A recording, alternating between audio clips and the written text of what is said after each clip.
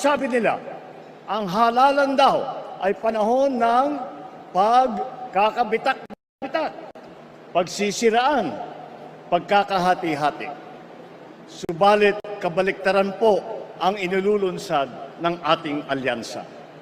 Sapagkat ito ay isang kilusambayan na magbubuklod sa pinakamalawak na puwersa ng mga nagmamahal sa inang bayan, na ikakampanya ang isang programang pangkaunlaran na walang naiiwanan, na pagsasamahin ang 12 magigiting na Pilipino na may taglay na sipag at galing para maging pinuno.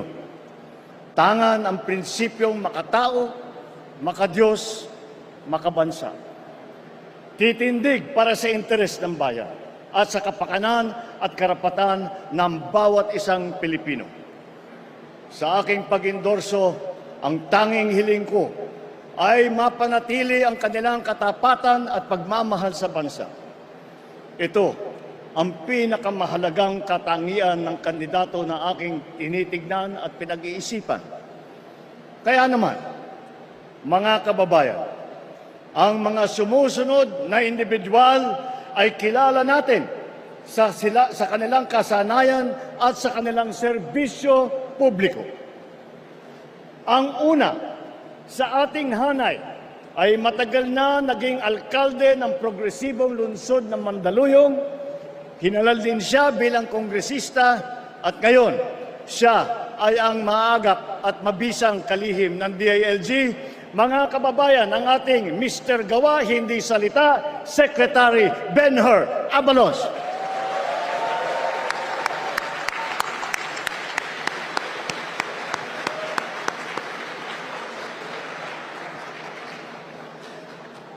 Ang susunod naman ay sumabak din sa Kongreso. Wala sa pulyeto ang pruweba ng kanyang kagalingan. Nasa lungsod na mahusay niyang pinamamahalaan. Mga kababayan, Mayor Abby Binay, hindi pwede ang pwede na, dapat better.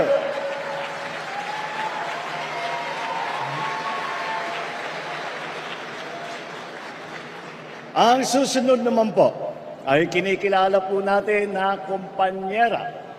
Siya rin po ay walang pagod na kampanyera para sa kalusugan ng mamamayan, edukasyon at kabataan. Karapatan ng mga kababaihan. She is a lawyer, an economist, athlete, and a mother. Senator Pia embodies what it means to be a Pinay in action. Mga kababayan, Senator Pia Cayetano.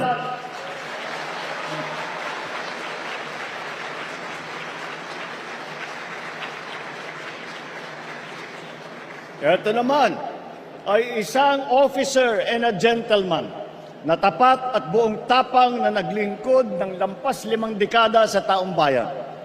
Anuman ang kanyang sasabihin at gagawin, ito ay laging nakaangkla sa moto ng kanyang alma mater: courage, integrity, loyalty. Isa po siya sa tunay na nagsasabuhay sa mensahe ng aking SONA: ang tama ay ipaglaban, ang mali ay labanan. What is right must be kept right. What is wrong must be set right. Mga kababayan, Senator Ping Lacson.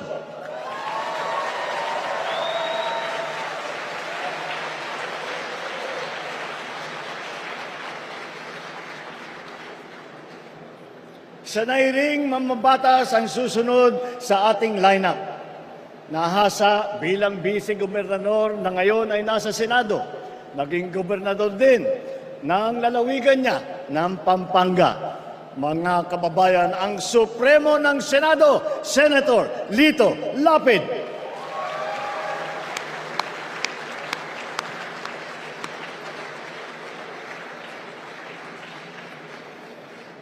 Ang susunod na tagapagtaguyod ng ating bandera ay sanayatang pinakamatagal kong kakilala sa hanay na ito. Siya ay walang iba kundi ang aking kapatid, ang aking atay, si Manang Aimee. Nasa dugo na po namin na manilbihan sa kapwa at ang pagmamahal sa bansa. Naging kongresista, gobernador at senador. Sabi rin nila, prangka daw siya. Pero ito ay pagiging prangka sa pagsabi ng totoo at ang pagkikiling sa tama. Sa kanya, sigurado ang kanyang IMI solution. Mga kababayan, kasama din po natin si Senator Amy Marcos na naunahan na ang mga ibang senador at busy na nagkakampanya at hindi makarating ngayong araw na ito. Tanyag, hindi lang sa ating bansa, kung hindi sa buong mundo, ang susunod natin ay ang ating pambansang kamao na nagpamalas ng galing bilang mambabatas, mga kababayan, ang ninong ng bayan, Senator Manny Pacquiao.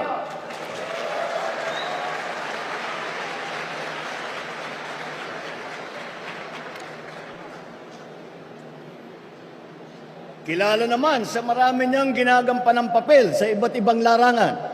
Pero ang pinakamahalaga ay ang pagiging lingkod bayan. Vice-gobernador, gobernador, pinuno ng ahensya ng gobyerno, senador, talaga namang action star sa pelikula, action din sa tunay na buhay, mga kababayan, Senator Bong Revilla.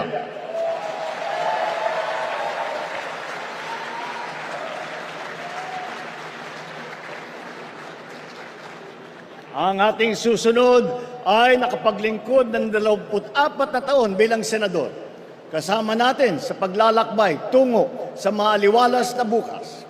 Mga kababayan, hindi na po nangangailangan ng introduction ang dating Senate President Tito Soto, maaasahan ng pamilyang Pilipino.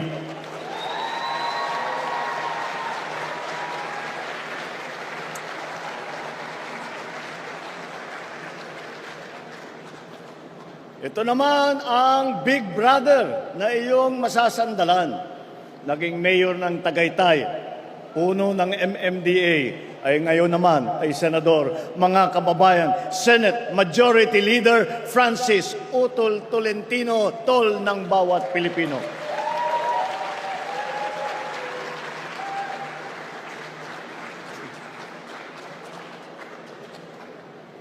Ang susunod kong ipapakilala sa inyo ay isang public servant na noon ay madalas kong masabihan na ang ama ng saklolo. Kasi ang unang bukang bibig ng mamamayan ay itulfo mo. Nanihilbihan bilang kalihim ng DSWD na ngayon naman ay membro ng Kongreso, mga kababayan, Congressman Erwin Tulfo, kakampi ng inaapi.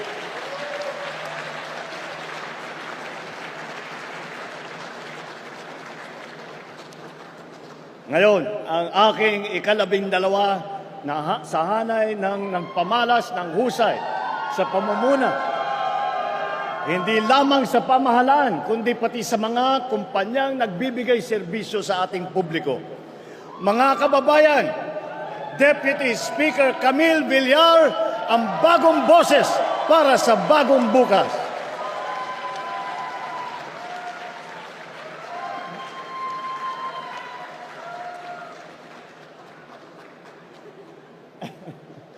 Ika nga, may kanya-kanya tayong abilidad para mapabuti ang ating bansa. Ngunit, kung tayo ay sama-sama nagbubuklod, mas mapapadaling matupad ang ating mga adikain para sa isang mas magandang bukas. Nasabi ko na rin dati na marami tayong sanay at hasa sa serbisyong publiko. Hindi na po ito bago sa atin. Wala po sa ating hanay. 8 po sa ating hanay ay veterano na senador, Cayetano, Lacson, Lapid, Marcos, Pacquiao, Revilla, Soto at Tolentino. 7 ang may karanasan sa Kongreso, Abalos, Binay, Cayetano, Marcos, Pacquiao, Tulfo at Villar. 5 ang nahasa sa lokal na pamahalaan, si Amy sa Ilocos Norte, Lapid sa Pampanga, Revilla, Cavite, Binay sa Makati, Tolentino ng Tagaytay, Tito Sen bilang Vice Mayor ng Quezon City. 4 din sa kanila ay nagsilbi bilang miyembro ng kabinete. Abalos sa DILG, Tulfo sa DSWD, Lacson ng Yolanda Rehabilitation Commission, Tolentino sa MMDA. Pagdating naman sa geographical representation, Dalawa ang tiga Mindanao, Pacquiao ng Bukidnon, Sarangani at Jensan. At si Erwin naman ay lumaki sa Davao Oriental at sa Sulu. Bukod pa ron, ang unang Vicente Soto ay naging senador ay taga Cebu. Ang nanay naman namin ni Amy ay 100% Waray. At ang tatlong malalaking rehiyon ng gitnang Luzon, Kamaynilaan at Timog Katagalugan ay may boses sa ating kupunan. Mga kababayan, sila po ang lineup ng alyansa.